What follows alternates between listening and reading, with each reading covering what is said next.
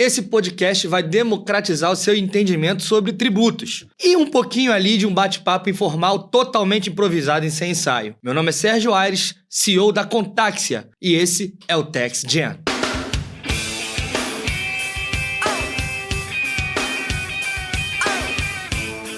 Bom dia, boa tarde, boa noite, sejam bem-vindos aí ao Tax Jam, podcast que chegou aí para desmistificar toda e qualquer dúvida sobre tributos, negócios e ainda mais nesse período transitório, meio obscuro que nós estamos vivendo aqui com a reforma tributária. E hoje nós temos um convidado muito especial aqui para o nosso primeiro episódio. Se trata do nosso querido amigo, economista, consultor, conselheiro, Silvio Koradeschi. Nossa, olá pessoal. Bem-vindo. Esqueci de alguma coisa? Olha, multifacetário, mas é isso aí. Hoje eu estou mais aqui numa posição, que eu jogo em algumas posições, minha formação em economia, mas hoje eu estou mais para o varejo. Fiz uma formação, uma carreira no segmento bancário, mas tem bastante tempo que eu estou no varejo. Minha família era de comerciante, eu falei que não ia ser comerciante, mas virei supermercadista.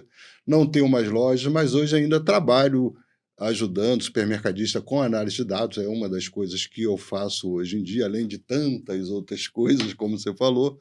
Mas hoje eu estou aqui para a gente falar e você me ajudar a entender como você pode contribuir para que o supermercadista... nas dores do supermercadista, principalmente na parte de lucratividade, que é tão apertado. Mas antes queria te fazer uma pergunta, porque Tax Jam, eu não sou um cara da música e queria entender o contexto aí do Tax Jam. Tax ligado à tributação, mas o Jam. O Jam, o conceito vem da reunião de músicos, né? Os músicos, quando se reúnem ali num ensaio aberto, totalmente descompromissado e sem combinação prévia, né? Para fazer música, de fato, né? Sem partituras, somente uma reunião de músicos e para tocar ali ao vivo, sem combinar sem antes, ensaio, né? Sem ensaio, sem nada. Tá aqui, não tá nada ensaiado. Exatamente. O que vamos falar? Mas eu acho que, assim, quando a gente fala, principalmente para... Acho que o pessoal de varejo, principalmente, que vai estar escutando a gente, não só de varejo, de uma maneira geral... tem certas dores que são comuns para qualquer segmento, não importa que seja só no varejo. Mas no varejo eu falo uma frase do tipo, a lucratividade do varejista não aceita desaforo, é uma lucratividade muito apertada. Então eu vim com isso na cabeça e essa preocupação, porque eu vejo que com a reforma tributária cada vez mais vai ter que ser mais eficiente, na gestão de tributos. Com certeza. Aí, assim, isso é uma coisa que eu gostaria. Eu sei que estou aqui para ser entrevistado, mas eu posso te falar as dores, as soluções, quem fala é você. E aí, é para ficar preocupado com a reforma, não é para ficar preocupado? Com certeza é para ficar preocupado e para começar a se mexer, né? Agora, ou já era para ter começado, né? Mas a gente vai chegar ainda mais nesse tópico, né? A gente já conversou outras vezes em off, e uma palavra que a gente utiliza muito que é o lucro invisível. Eu costumo chamar de falência silenciosa, né? No varejo, você acha que tem muito disso? Principalmente no varejo supermercadista? Como é que é a sua experiência ao longo desses anos? De fato, há esse fator de falência silenciosa, seja por falta de informação, seja por falta de terceirização de responsabilidades por parte do empreendedor? Queria que você... Eu passei por isso, eu passei um pouco por isso. Antes eu não conhecia você, então eu diria que eu passei um pouco por isso. Eu tinha um pequeno negócio, era um negócio familiar, e a gente tem uma tendência de achar que o negócio está na nossa mão, mas nem sempre está. Então, quando você vê, as coisas estão bem apertadas, porque você não observa alguns detalhes. E por não ter sistema, hoje eu trabalho com análise de dados e eu falo, a gente aprende com os erros, mas é melhor você aprender com os erros dos outros do que aprender com os próprios erros.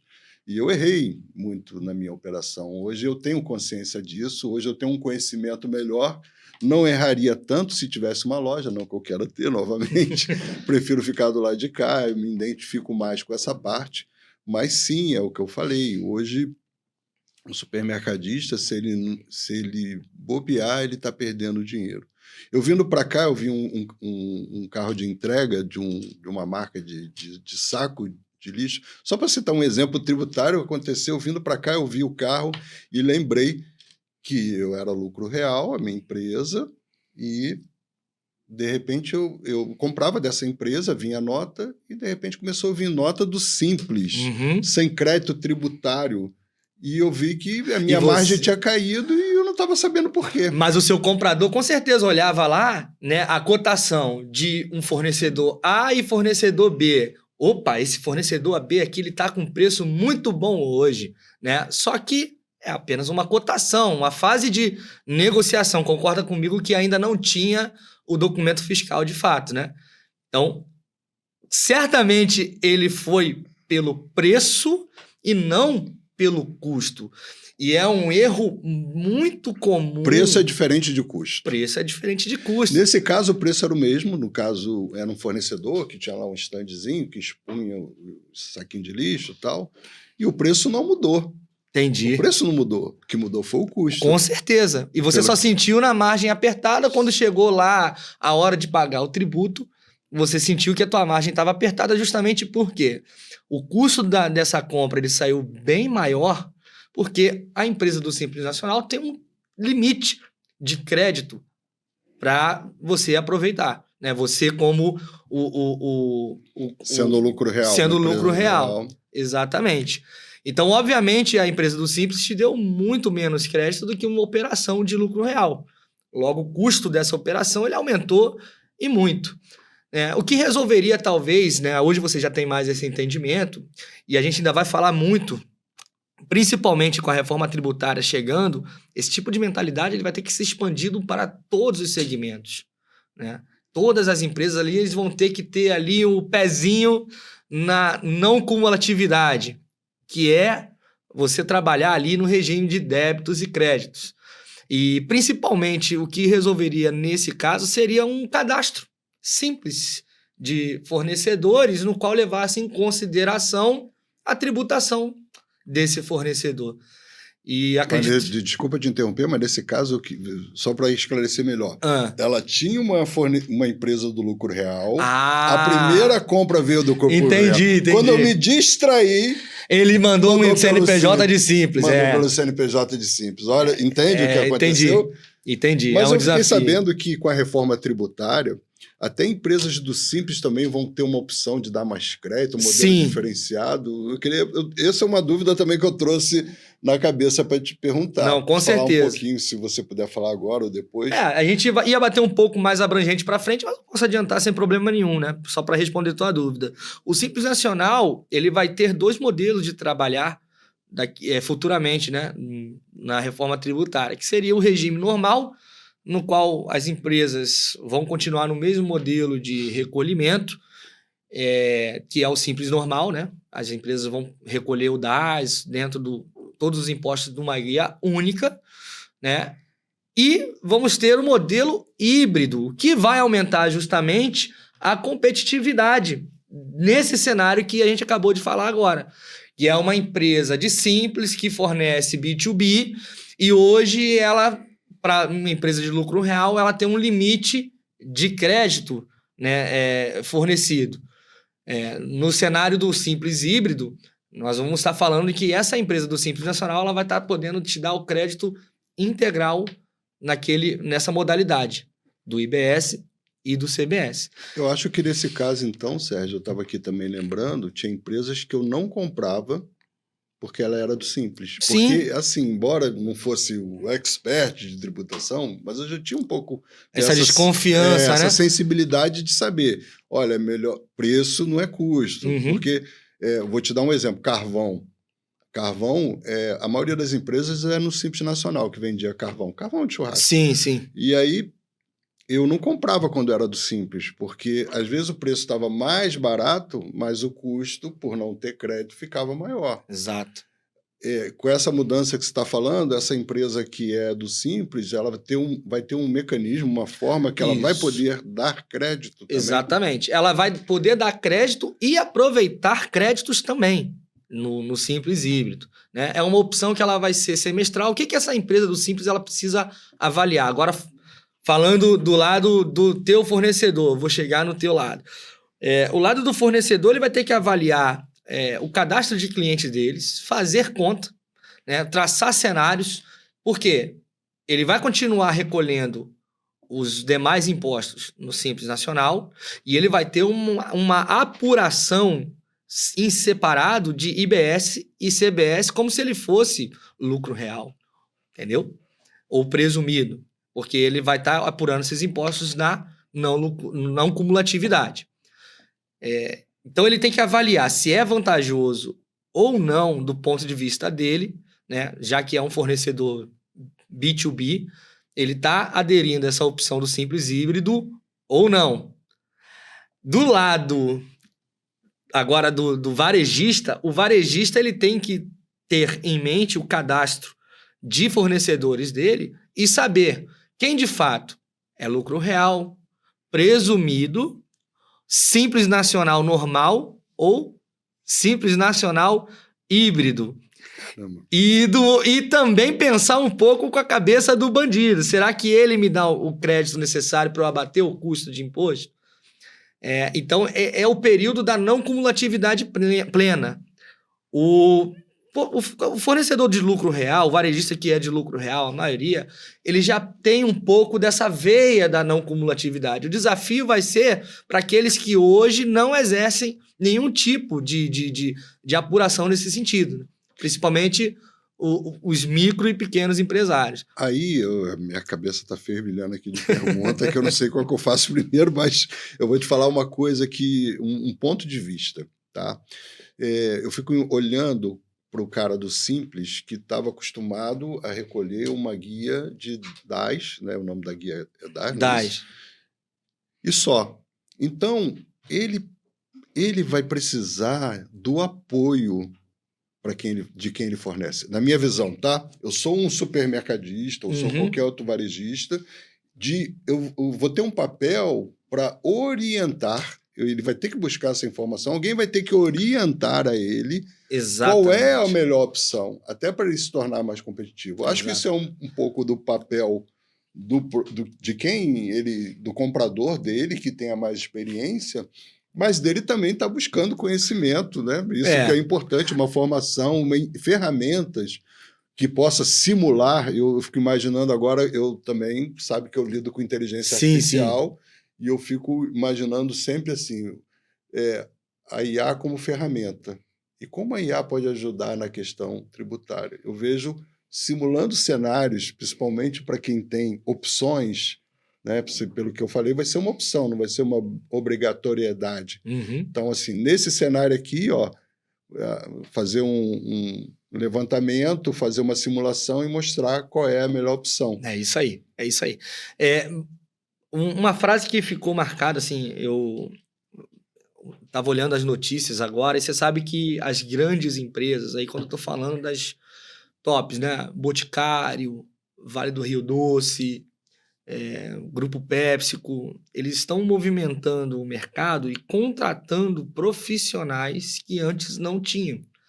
Cada empresa deu o seu nome. Gerente de tributos, controller de tributos. Eu prefiro usar um que eu gosto de chamar, que é o Tax Manager, que é o novo cara do mercado. O que faz um Tax Manager? Basicamente, o Tax Manager, ele olha o cenário dos outros, que é determinante num regime de não cumulatividade plena.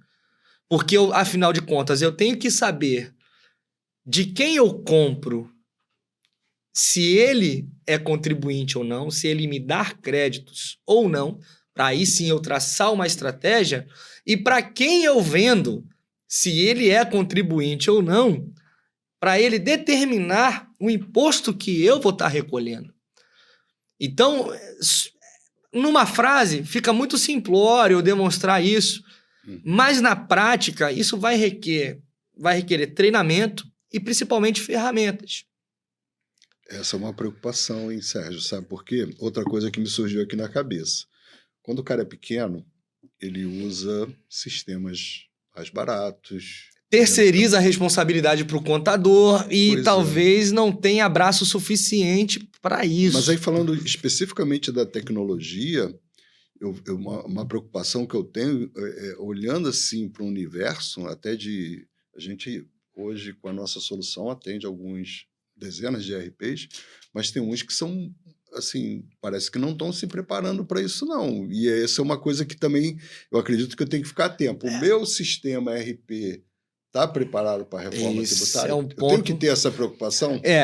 Com certeza tem. E, assim, o principal também, ponto de preocupação, é o seguinte: às vezes o ERP ele está preparado. É como se, olha, eu fiz esse copo e ele está pronto para receber água. Quem vai botar água ali?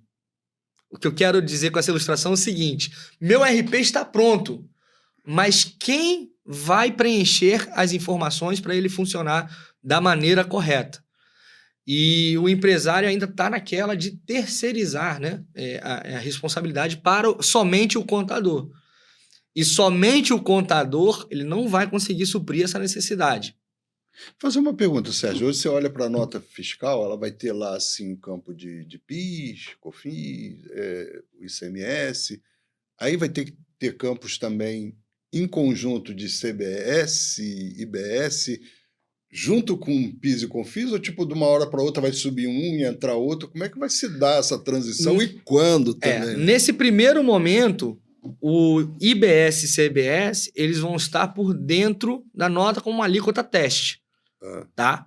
Mas vai ter que estar destacado lá na nota fiscal? Se você olhar na nota fiscal, ele vai estar destacado ainda em campos de informações complementares. Em 2027, isso tudo muda. Porque aí já começa, de fato, o CBS a ser destacado. E como estou te dizendo, vai ser por fora. Então, a reforma tributária ainda vai trazer essa nuance. O consumidor ele vai estar muito ligado no tributo que está sendo destacado na nota. Nós vamos ter situações do tipo: olha, eu vou comprar esse copo. Esse copo custa R$10. E você vai ter que se perguntar: ele custa R$10 com o imposto embutido?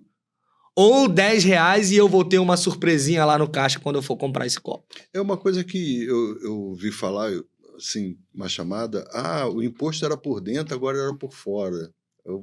E aí, o que quer dizer? O imposto por dentro. Antes era por dentro e agora o imposto é por fora. Mas não vai pagar imposto do mesmo jeito? Qual a diferença? Na verdade, que hoje a gente vive uma cascata, né? Seja da origem do produto lá na indústria até o consumidor final.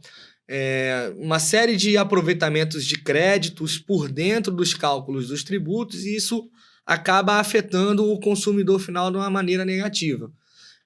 Com a reforma tributária, esse tributo vai ser por fora.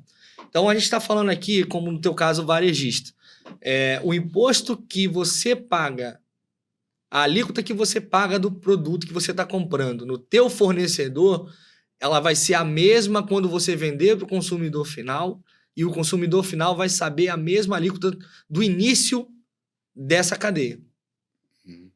Então, se eu pago 28% de IVA dual para comprar da indústria, para eu poder revender, esse vai ser o impacto do imposto no consumidor final também.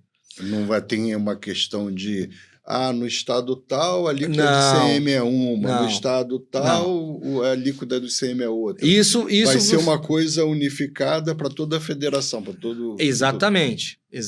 Vai ser uma alíquota única. E como é que fica também a parte de substituição tributária, que é uma dúvida que eu tenho? Como é que fica? A substituição tributária, ela está com os dias contados, né? Ela vai acabar a substituição? Em 2032. Eu achava que era a joia da coroa dessa questão da substituição, de recolher o imposto antes. Pois é, a substituição tributária ela é uma antecipação, né? Mas o que acontece? Se você for perceber, alguns estados, o indicador de cálculo da substituição tributária é o famoso famigerado MVA. Já ouviu falar dele? Já, e que terrível. Terrível, né? Da onde, dependendo Me permita. O que acontece? Eu falo, como ter um MVA, me lembro que desodorante aerosol, falava assim, não, isso aqui produto marca 200%. O imposto era algo assim em cima de um... Que o MVA ele ajusta como de acordo... o governo achava que eu ia marcar aquele produto e já antecipava o imposto que eu ia pagar na saída. Exatamente. Que sempre era um absurdo. Exatamente. Muitas empresas enxergam... Isso vai acabar, Silvio, mas o que eu vou te falar uma coisa que pode ser até meio controversa. O MVA, nos dias de hoje, ele pode ser o vilão, mas ele muitas das vezes pode ser o nosso aliado. Como que isso pode ser aliado? Bom, não vejo isso nunca como aliado. O que acontece? Dependendo do produto, do estado que você esteja comprando ali, esse MVA ele é significativamente menor do que a tua margem. E uma vez que você recolhe... Eu nunca vi isso. Acontece. Costuma acontecer sim. Né? Só que o que acontece muitas das vezes? O empresário ele precifica errado. Por isso que ele sente que a margem dele ele está significativamente diminuindo. Muitas das vezes o empresário comete o erro de precificar uma mercadoria que ele compra no regime de ST abaixo do MVA que ele pagou lá na entrada. Uhum. Então, isso sim significa prejuízo. Mas em outros casos, já há empresários que já fazem a conta correta na hora de fazer essas compras, que ele precifica acima do IVA. E uma vez que você paga o ICMS-ST na cadeia de entrada, isso já está recolhido para as demais cadeias, inclusive o consumidor final. Vou assim, botar só um contraponto. Não é que ele precifique errado, vou falar por mim, pela minha experiência e pelo que eu vejo. Não é que precifique errado, não. É porque muitas das vezes não dá para precificar conforme o governo... A margem está muito desgoelada competitivamente, cara, que nem assim...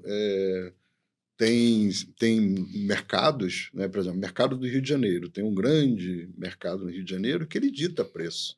E ele consegue comprar muito bem. Então, como é que o supermercadista médio, pequeno, acompanha o preço dele? Como é que ele marca o MVA que deveria para compensar o imposto? Não dá. Então, muitas das vezes, para tentar ser competitivo, tinha que botar a mercadoria a preço de custo, para tentar trazer o cliente para dentro da loja. Então, existe essa dificuldade da competitividade. Então, assim, para o médio, para o pequeno, eu enxergo isso. Assim, tem o cenário ideal... E o cenário que dá para fazer, né? E o cenário possível. E muitas das vezes, mesmo que tenha entendimento, é o possível. Até entendo que tem muito supermercadista que não sabe, ou qualquer varejista que não sabe dessas nuances, mas hoje eu acho que impacta mais isso. Então, assim, cada vez as margens mais apertadas, e aí eu volto para a minha dúvida inicial, uma dor inicial. A lucratividade de varejista não aceita desaforo. E eu vejo, por exemplo, principalmente no varejo alimentar, que a gente está mais próximo, mercadista com margem aí na linha final de 2, 3. E isso, né, não recolhendo os impostos de forma que deveria. Sim, que é uma outra coisa que vai mudar. Agora vai ser diferente. Queria que você falasse assim, aquele jeitinho brasileiro... Brasileiro não, sueco, dinamarquês. Aqui no Brasil não tem. Aquelas coisas que acontecem lá na Suíça. Aqui no Brasil não tem isso, na Dinamarca. Não. Isso aí a gente vê em outros países. Isso aí. Então, mas falando lá na Suécia, Dinamarca, o que acontece? Aí você está falando aí de termos de competitividade. E até nisso a reforma ela vai trazer um ponto que vai tornar a coisa mais justa. Porque pensa comigo, hoje você tem um concorrente, o mercadinho do seu Zé. Né? Quer dizer, como é Suécia, é Bjorn. Mercadinho do seu Bjorn. Mercadinho do seu Bjorn abriu lá a birosquinha dele, lá em Reykjavik, não sei aonde, lá na Suécia, né? Ele abriu a porta do mercado dele e ele coloca um preço que muitas das vezes é muito abaixo da concorrência, mas por quê? Porque ele esguela ali ele tem um fôlego de caixa, porque o tributo que ele, em vez de recolher na hora, ele vai recolher só daqui a um mês e meio. Ele trabalha aquele fluxo de caixa até lá, certo? E muitas das vezes ele ainda dá o jeitinho sueco dele. Porque são muitas informações, até um mês e meio pode-se fazer muita coisa, né, com as entregas de obrigações acessórias e outros jeitinhos suecos e dinamarqueses que dá para fazer, tá? E com a reforma tributária isso não vai acontecer. Porque a gente está falando de uma... Primeiro, que a informação, como a gente está falando, vai ser por fora, né? Então, se de fato eu tô vendendo uma mercadoria, o imposto tem que fazer parte do preço final dela e o consumidor vai estar ligado nisso. Por uma série de questões, né? Cashback social, vai ter pessoa física contribuinte que vai fazer uso... Pessoa física contribuinte. Vai existir isso. Mas como? Pessoa Eu física vou pagar mais contribuinte. imposto como pessoa física? Não necessariamente. A gente está falando de um regime não cumulativo. Eu vou aproveitar crédito. Se eu estou contribuinte, eu aproveito crédito também. Mas isso é um papo para frente. Porque eu fico imaginando, eu aproveito aonde? Deixa eu concluir o raciocínio aqui só para fechar a história do mercadinho do Bjorn. Volte nesse assunto. Então, o mercadinho do Bjorn hoje, por que ele coloca um preço que não é competitivo? Ele coloca um preço abaixo do concorrente dele.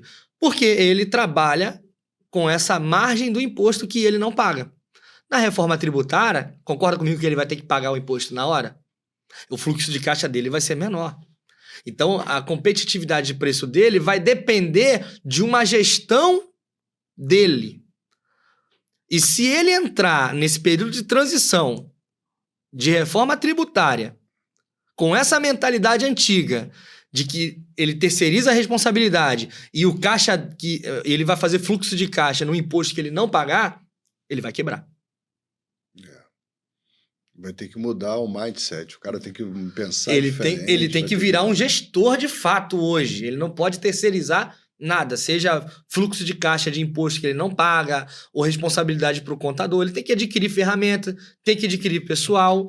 E até uma pergunta que eu ia perguntar para você, assim, você já percebeu assim que qual foi o teu primeiro choque de ver de fato ferramentas, seja ela de IA ou outros ERPs, eles já entregam resultado financeiro hoje? Eles já entregam um resultado real ali para o varejista? O varejista consegue enxergar o impacto de uma boa gestão, uma gestão 100% automatizada, com ferramentas? Isso já entrega resultados reais hoje?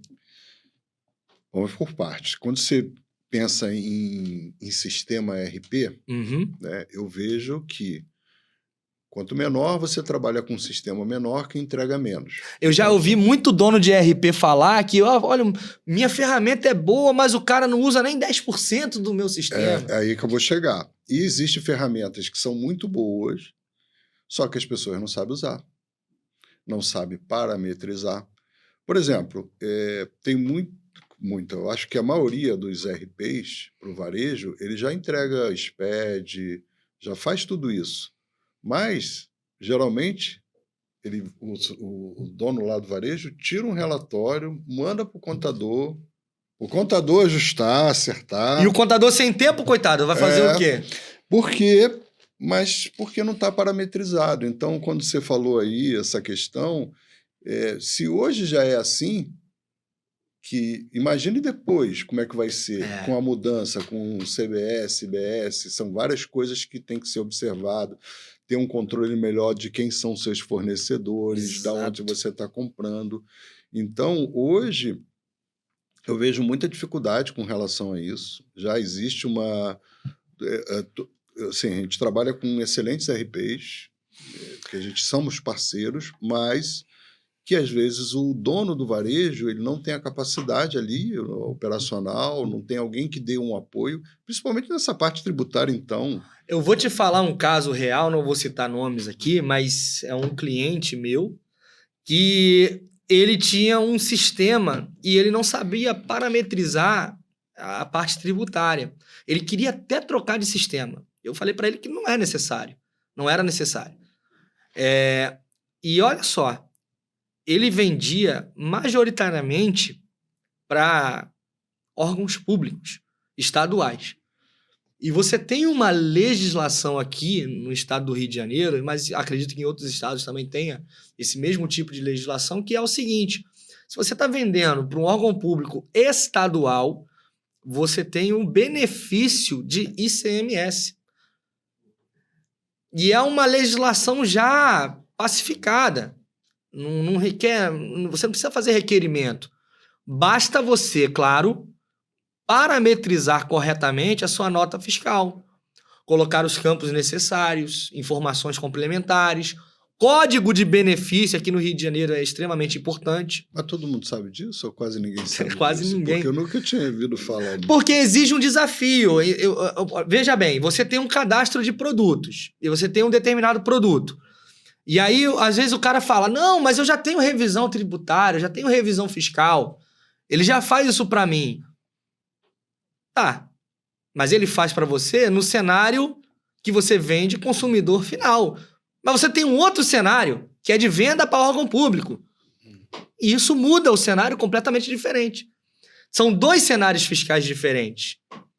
Então, requer dois cadastros fiscais diferentes para vendas de públicos diferentes. Deixa eu ver se eu entendi. Eu forneço tanto para particular como para estadual. Isso. Para um, eu tenho que parametrizar de um jeito, para o outro, eu tenho que parametrizar para o outro. Por outro, exatamente. Porque se eu vender para o Estado, como eu vendo para um particular... Você está pagando tributo a mais. Eu estou perdendo dinheiro. Está perdendo dinheiro. E o resultado, só nessa brincadeira, foi de quase R$500 mil no primeiro ano. Nesse cliente específico? Nesse cliente específico. Nossa, valeu a pena da consultoria, né? Valeu muito a pena para ele. E é isso, é uma coisa até que eu vou perguntar, né? Essa questão de... Você consegue mensurar... eu sei que você consegue mensurar, mas a pessoa que contrata consegue mensurar o valor, ele consegue ver na prática ali aonde que ele está perdendo dinheiro ou deixando de ganhar? Geralmente não. Geralmente não. Até porque, assim, é uma cultura geral que se tem de que o imposto eu vou deixar para depois. O meu contador resolve. Porque ele não vê isso no dia a dia. Ele não vê isso no dia a dia. Ele só enxerga o imposto e muitas das vezes ele pensa que ele está pagando um imposto, ele não sabe nem de que período a que se refere. Ele só vê o valor, né? O valor da guia. E com a reforma tributária, o imposto vai estar no dia a dia. Isso que eu vejo, eu acho que vai ficar mais claro, vai ficar mais às claras, assim. Eu acho que o entendimento, até porque vai doer mais. Mas é por esse o ponto. Vai doer mais. Vai doer mais aonde ele mais sente, que é no bolso. Por quê? Você está usando um exemplo aí do varejista, que a margem dele já é apertada, e com todo esse cenário que hoje a gente já tem, que ele pode trabalhar 1 mês e meio um fluxo de caixa de uma venda que ele faz hoje, porque ele vai pagar um imposto só daqui a 1 mês e pouquinho. Mas não tem um... E quando ele... E quando for necessário... E quando ele for necessário, por exemplo, numa situação de split payment, que ele fez a venda... Isso aí que eu queria que você falasse. Ele fez a venda e o imposto já ficou lá retido. Explica aí o que é esse tal do split payment. O split payment é um mecanismo que ele vai ser implementado, que vai garantir, né, o recolhimento daquele tributo no momento da venda ou aquisição de serviço. O valor do imposto ele já vai ficar retido na Receita Federal, o valor que você deve. Mas por quê? Lembra que eu falei da questão de que os outros vão ser importantes na reforma tributária? Uhum. O seu fornecedor, enfim, o terceiro. Você precisa garantir o maior número de crédito possível. Sim. O split payment é uma ferramenta que vai te ajudar a garantir o crédito naquela determinada operação. Então, se você está comprando de alguém e essa empresa, ou esse contribuinte, ele tem um mecanismo do split payment, você tá ali garantindo, claro, no cenário bonito, né? Que é o split payment full, automático. Você está garantindo que aquele tributo que está ali retido no split payment, ele vai voltar para você de crédito. É porque eu escutei algo também, eu não saberia, eu fico escutando por alto e deixo para tirar as dúvidas com você. Que isso também vai ser um fator muito importante para quem compra de outra empresa, fiscalizar se aquela pessoa, se aquele crédito que está na nota, se realmente foi recolhido. Acho que tem alguma coisa... Não, na verdade é isso, porque, vamos lá, se o split payment automático não funcionar, a responsabilidade, eu tenho que ter esse senso crítico de verificar no sistema da Receita se de fato houve o recolhimento do split payment ou não. Porque a obrigação, obrigação passa a ser minha? Na verdade, não é a obrigação seja sua, mas é uma estratégia. Entenda comigo. Se o imposto não for recolhido, o crédito não existe. E isso vai te prejudicar, vai aumentar o teu custo. Então, por isso que eu estou perguntando na responsabilidade nesse sentido. Se eu comprei de você, só para explicar um pouco melhor o que eu estou perguntando. Tá. Eu comprei de você me mandou um crédito lá na nota. Mas se você só mandou o crédito e não recolheu o imposto, eu tenho algum problema com isso? Vai ter algum problema com isso, porque teu custo vai aumentar. Na hora que você for aproveitar aquele crédito não vai existir, porque obviamente não houve imposto recolhido ali naquela operação. Daí você vai ter que, puxar o seu fornecedor. Então a cadeia acaba fiscalizando cada etapa. É uma autofiscalização. Autofiscalização. Exatamente. É uma autofiscalização. E aí, assim, a gente já falou dos movimentos das grandes empresas contratando tax manager, mas pensa, hoje, mais de 70% das empresas no Brasil são compostas por MEI e Simples Nacional. E é esses que eu acho que vão ter mais dificuldade. Exatamente. Mas é uma dificuldade, mas é uma oportunidade também. A gente já falou aqui do mecanismo do simples e híbrido. Então, se eu tenho hoje um negócio de simples, que eu não tenho competitividade com uma empresa de lucro real, fornecimento B2B, na reforma eu vou ter. Porque eu também vou dar o mesmo percentual de crédito que o meu concorrente está dando. Basta ter uma estratégia tributária bem fundamentada. Posso falar uma coisa aqui? A gente tem uma tendência a olhar muito para o nosso umbigo, né? A gente está falando muito de varejo. E quando você falou de MEI simples, que assim, a maioria das empresas é MEI simples, mas a maioria não são... A maioria tem a prestação de serviço. Então, como é que fica a reforma? Vamos olhar agora para outro. Como é que fica para esse prestador de serviço? Sei lá, cabeleireiro... É uma mudança de mentalidade para eles também. Sim. Eles também vão ter impacto para a reforma? Olha, o prestador de serviço, eu vou colocar assim, né? A legislação prevê profissões regulamentadas uma redução de 60% do IVA, mais o aproveitamento de crédito. Tem um imposto, mas eu vou pagamento. Tem uma base de redução? Você tem uma redução ali. Você tem a alíquota que atualmente está em 28%. Não acredito que... assim, tomara que continue nos 28%, né? Porque quando saiu a ferramenta da Receita Federal estava em 26%. Aumentou um pouquinho. Hoje já se fala em 28%. Nem lançou, né? Isso porque nem lançou ainda. Mas, por exemplo, eu sou um médico ou um advogado. Hoje, o que o cara faz, né? Ele tem a empresa dele, larga na mão do contador, o contador bota ele no simples ou no presumido e ele só vê a guia no final do mês, paga e acabou. Uhum. Às vezes ele vai reclamar do valor e tudo mais, mas, no geral, ele não olha outros aspectos na hora de falar de imposto. Deixa com o meu contador. Esse profissional, agora ele tem que entender que ele...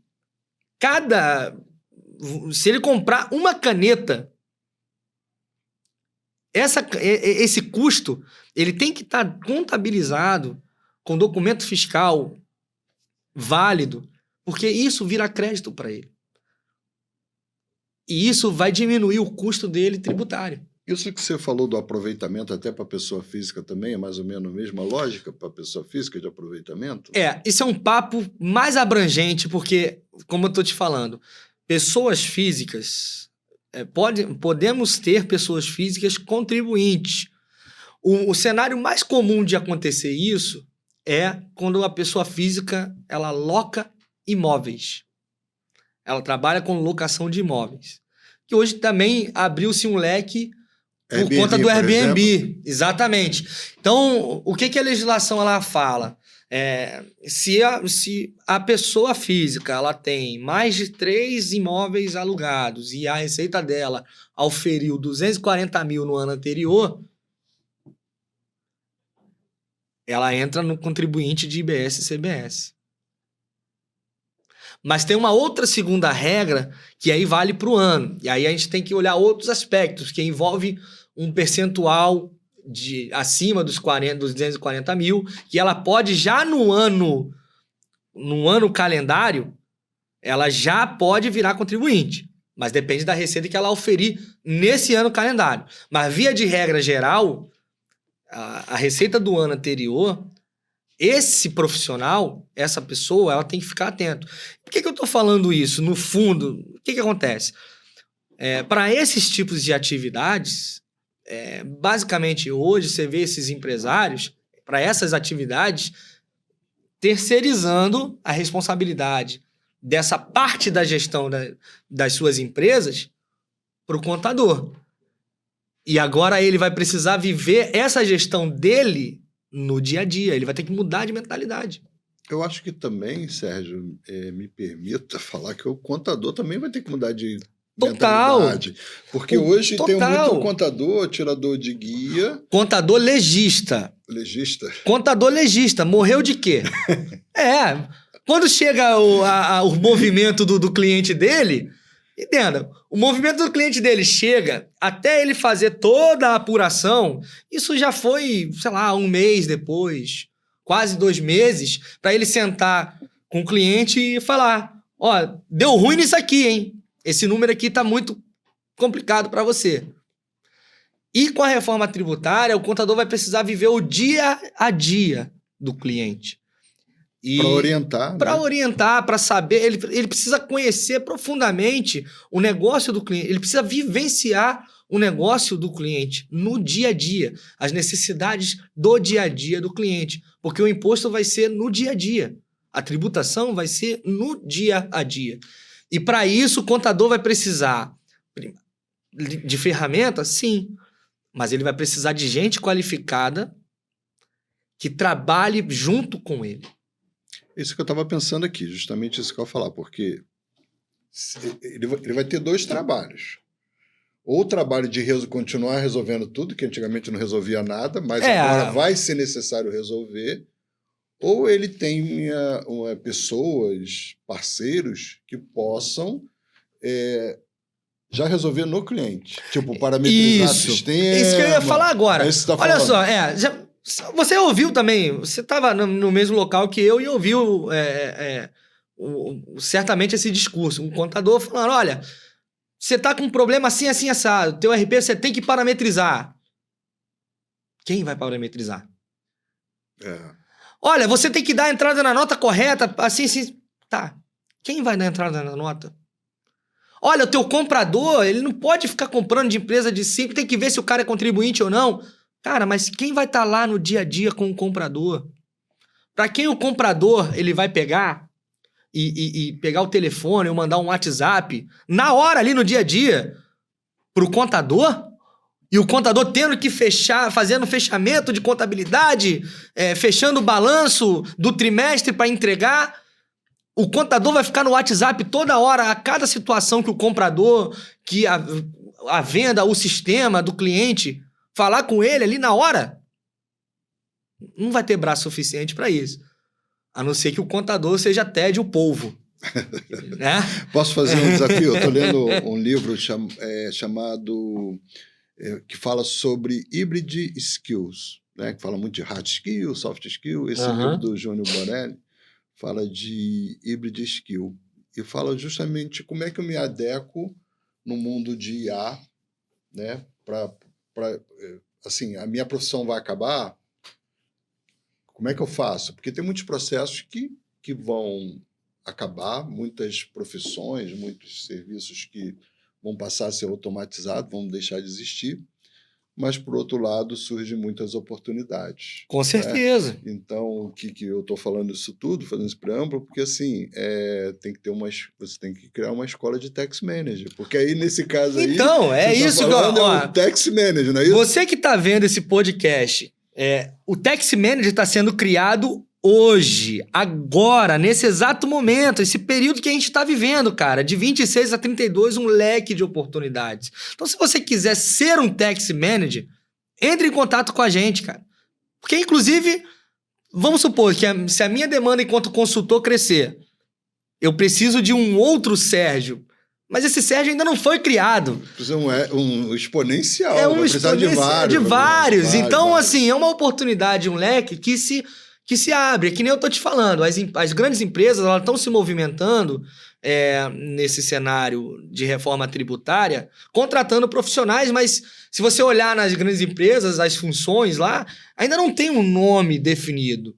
Né? Porque muitas das vezes era um controller que tem noção tributária, então ele traz esse cara para cá. Muitas das vezes era um especialista tributário, mas que ele não tinha noção, o know-how de controller, e ele trouxe esse cara só pelo know-how tributário.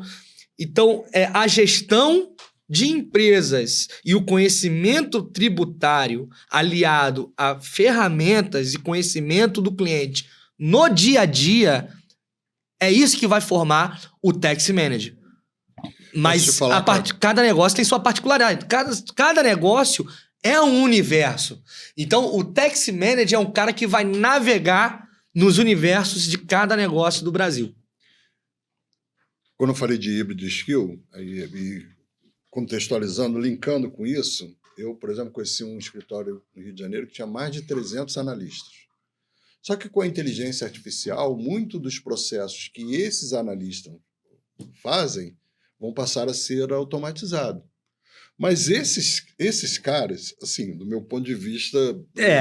Mas esses analistas, eles podem virar especialistas. Com certeza. Tax manager. Então, eu acho que assim, você deveria falar para esse público, para esse analista lá que está preocupado em perder o emprego dele para uma ferramenta de IA, e vai perder, essa é a minha visão, para quem lida com IA, ele vai perder, muitos vão perder, mas ele enxergar uma oportunidade de se requalificar e vai ser muito mais valorizado. Não, com certeza. Resumindo isso que você está falando, é o seguinte, se hoje eu tenho uma função, eu sou especialista tributário. Não, eu vou ser um especialista de negócios com conhecimento tributário. Sempre com foco em resultado. Sempre com foco em resultado, porque o resultado e o tributo vão andar lado a lado nessa nova transição. Então, é esse o perfil do tax manager. Ele é um especialista tributário com foco em resultado de negócio. Para você chegar no foco de resultado de negócio, você tem que conhecer o dia a dia, os principais aspectos e todo o universo que abrange o negócio do seu cliente. Esse é o ponto-chave. Quem tiver esse nível de conhecimento vai sair na frente. E a empresa e o contador que tiver um tax manager do lado, esse cara vai navegar em águas bem tranquilas na transição da reforma tributária. Vai ter que ter vários. Vários. Eu acho que é uma profissão que surge... Vamos formar tax managers.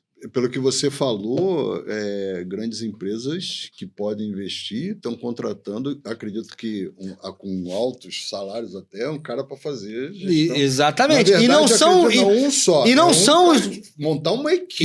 Isso. E não são tax managers por si só formados, como eu te falei aqui. Tem empresas que estão dando função ali, um controller, que era um cara talentoso na gestão de negócios, tá trazendo esse cara para instruí-lo mais no aspecto tributário, para que forme ele como tax manager. Mas aí eu te pergunto, isso são grandes empresas. E o pequeno e médio? Como é que fica nesse cenário? E o contador? Pô, eu vou contratar um cara caro desse para o meu escritório, mas eu nem atendo tantos clientes assim, meu honorário também não é tão significativo assim para eu trazer um cara desse Tem porte? que democratizar, Sérgio. A gente vai democratizar. Até porque o muito pequeno, ele não vai ter um tax manager, ele vai ser o seu próprio tax manager, exatamente. Ele vai ter que aprender. Exato. Tipo, você que não tem muito recurso, o que você vai fazer? Você vai contratar? Não, mas você tem que aprender, pegar, fazer. Não, com certeza. Isso aí. A fase da terceirização de negócios, ela acaba com a reforma tributária, né? A gente está falando aqui, tem que ter o tax manager na empresa? Sim, de fato, é muito importante. Mas é mais importante ainda o empresário entender que ele vai ter que ser um gestor excepcional. Antes da reforma... A gente pensa assim, né? Antigamente, lá nos primórdios, quando você começou lá com o seu mercadinho de família, você ser um bom gestor já era o suficiente para você se destacar. Com a informatização das informações, o aumento da competitividade, você teve que virar um excelente gestor. E agora, com a reforma tributária, você tem que ser um excepcional gestor. Isso para poder sobreviver, né? Para poder sobreviver. Não vai nem sobreviver. E aí, até... Não, agora eu vou te perguntar. Você, na sua visão de empresário, se você tivesse que dar 3 passos hoje, com tudo que a gente está conversando aqui agora, para começar amanhã, qual seria esses 3 passos?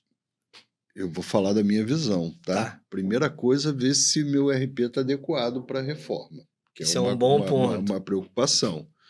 Segundo, é adquirir conhecimento, tá? Primeiro, eu falei RP, mas eu acho que eu também vou ter que ter uma conversa com o meu contador se ele está preparado para me ajudar, porque o que eu sinto... Ele não vai ter braço para isso tudo. Não vai ter braço e, em algumas situações, hoje eu uso uma plataforma de contabilidade para minha startup, para ficar mais barato. Então, eu faço uma autocontabilidade.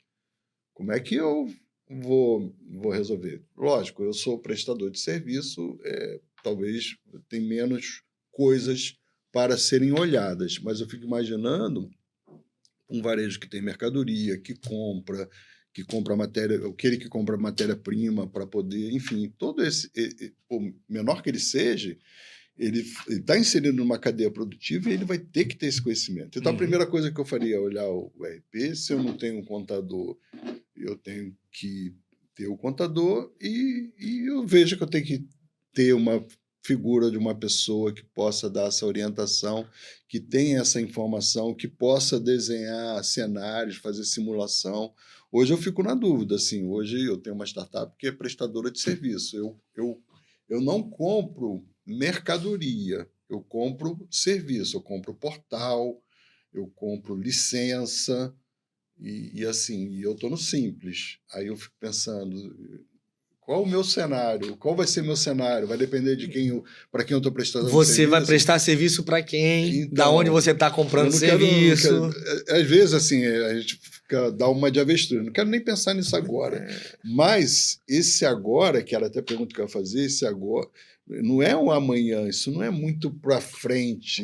Eu tenho que estar preocupado com isso agora, concorda? É claro, já começou. Então, mas aí, voltando à tua pergunta que você fez, seria, não sei se eu estou certo, mas seria ver a parte de sistema, reunir a contabilidade, está preparado, e eu saber que eu vou ter que ter uma orientação, uma mão de obra, alguém para poder ir lá... Mais especializada. Para poder desenhar cenários. Que enxergue seu dia a dia.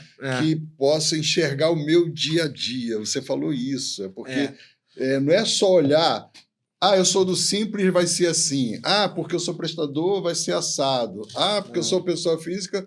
tem um imóvel alugado. Não, qual é o meu cenário? Qual é o seu cenário?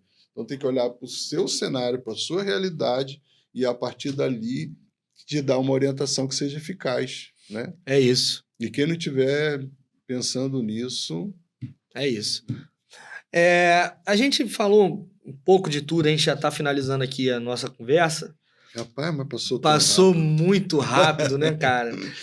Aceito ser convidado de novo, tá? Não, com certeza. A gente tem muita coisa para discutir aqui ainda. A gente mal falou Nem falamos de inteligência artificial quase. Vamos falar... Não falamos da tributação no destino, porque é uma coisa que vai mudar também.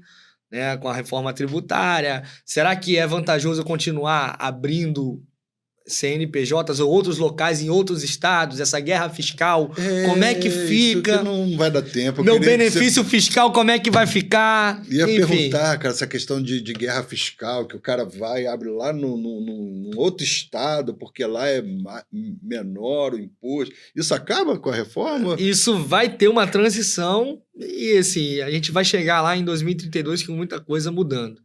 Mas é um papo que a gente tem que dedicar um programa então deixa só, umas dúvidas aí só que para surgem. isso. Que hoje existem uns paraísos fiscais aí pelo Brasil. Isso Sim, tende a acabar. é uma guerra fiscal, né? De um estado para outro querendo trazer a sardinha para o seu lado. Né? E a tributação no destino, ela vai mudar bastante coisa com isso. Tá? Silvio, uma frase aí que a gente já discutiu antes, né? O lucro invisível é um dinheiro que já é seu e você só não está enxergando. Com todo esse papo que a gente está batendo sobre reforma tributária, isso é cada vez mais verdade? O dinheiro está na mesa? Olha, eu fico mais preocupado com o prejuízo invisível do que o lucro invisível.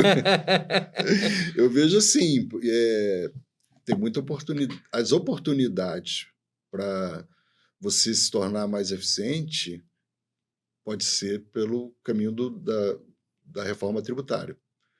Então, quando você fala aí de lucro invisível, é assim, olha, da onde que eu tiro? Como é que eu vou fazer? Se minha margem já está tão apertada, da onde que eu vou fazer que o meu negócio dê mais lucro? Pode ser que, pelo que você está falando, que se o cara tiver uma boa gestão tributária, esse lucro vai vir daí. Pensa o seguinte. É isso? É isso. Pensa o seguinte, eu vou ajudar a clarear a sua ideia. Aquele exemplo que eu te dei. Uma simples ação num cliente meu fez com que ele deixasse de recolher 500 milhões em impostos. Mas mais do que isso, ele, através do imposto, ele recolher imposto e não se atentar ao tipo de atividade que ele estava recolhendo, estava deixando ele estava fazendo com que ele não enxergasse que uma determinada operação dele era extremamente deficitária. Então, olha como é que mexe muito. Então, vai ter isso também, essa mudança de paradigma de negócio.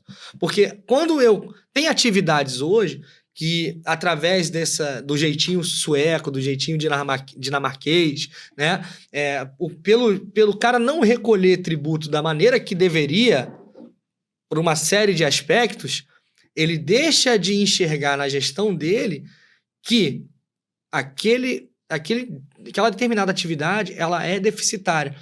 Ele só não enxerga porque ele não recolhe tributo como deveria. E com a reforma tributária, o tributo no dia a dia, isso vai mudar. Então... É uma coisa que você falou outro dia, agora até lembrei, que você falou, você usou até uma frase assim meio profética, impérios vão surgir, impérios vão ruir. Impérios vão surgir e impérios vão cair. Você está falando que tem algumas isso. empresas que agora vão ter certeza o quanto elas são ineficientes, porque elas ficam no jeitinho sueco, como diz você, e vão deixar de existir. Exatamente. E, por outro lado, vejo que empresas que vão saber jogar a regra do jogo... Que já vivem hoje... que vai ser o grande diferencial nessa transição. E não precisa ser grande, não. Não! O simples, que não conseguia fornecer para um grande porque não dava crédito, se ele souber a regra do jogo, ele vai se tornar competitivo. Ele já pode começar a vender isso de agora, cara. Pois é, cara. Entendeu? Então, olha, oportunidade vamos manter o nosso relacionamento. Grande. Olha, a reforma tá aí, você sabia que eu posso te dar crédito? Vou passar a poder te dar crédito. A informação tributária vai abrir grandes portas, entendeu? Com a reforma. Então, a tendência é que quem tem a informação na mão, afinal de contas, quem bebe água fresca, não é mesmo? Quem bebe água primeiro, bebe a água mais fresca. Bebe água limpa. É um negócio assim. É um ditado assim. É um ditado assim. Silvio, cara, obrigado aí. Considerações finais, alguma? Cara, assim, tem que voltar. Quero saber mais, quero acompanhar. Eu estou vindo aqui muito agradecido por ser o primeiro convidado. A gente tem uma amizade, enfim, tem muito assunto para falar e quem está nos assistindo, não sei quando está nos assistindo, mas olha, é para ontem, tá? É para ontem e assim é oportunidade para todo mundo, para tudo na vida, tudo que acontece, mesmo as coisas que parecem muito negativas, que já aconteceu na minha vida, eu sempre procuro olhar para uma ótica positiva. Isso me faz bem.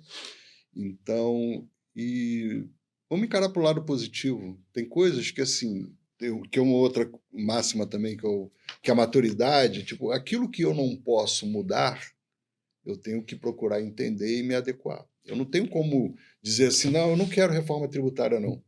Eu tenho como? Não. Então, é um caminho sem volta. É um caminho sem volta e não depende de mim. O que depende de mim é a reforma tributária está aí e o que eu tenho que me adequar a ela. O que eu tenho... Quais são as oportunidades? O novo normal. Não enxergar só para o lado negativo. É mais imposto. Não, tudo bem. Mas o que eu mais enxergo de positivo dessa conversa toda é esse nivelamento. Porque eu já passei por isso, da questão do cara lá da esquina que não trabalhava direito e acabava me prejudicando. Então, eu enxergar oportunidade, o que eu falaria, o que eu saio com esse sentimento hoje daqui, que é muitas oportunidades para quem procurar conhecimento, procurar se informar, entender e não deixar para ontem. Tem que ser hoje. É isso que eu trago. Te agradeço aí por todo o esclarecimento. Eu que agradeço. Ainda tem algumas dúvidas, pode me chamar de novo, mas eu espero que nos próximos aí, com os próximos convidados... Não, com certeza. Eu vou estar lá, vou mandar uma perguntinha lá para poder... É isso aí, pessoal. Além de... você também que está assistindo aí esse vídeo, seja a hora qual for, pode participar com a gente, manda pergunta, sugestão, deixa seu like aí no YouTube, tá? Obrigado aí pela sua audiência, nós vamos voltar aqui mais vezes. Vamos trazer outros segmentos. Se você tem alguma sugestão de segmento, se tiver alguma dúvida do seu segmento, seja você empresário, funcionário, contador, se você está interessado em virar um tax manager, quiser juntar com a gente aí nessa jornada rumo à transição da reforma tributária, cara, não deixa de dar o seu like e seguir nosso canal aí no YouTube. Beleza? Fechado? Silvio. Valeu. Opa! Obrigado aí. Um abraço, pessoal. Valeu, até a próxima. Valeu!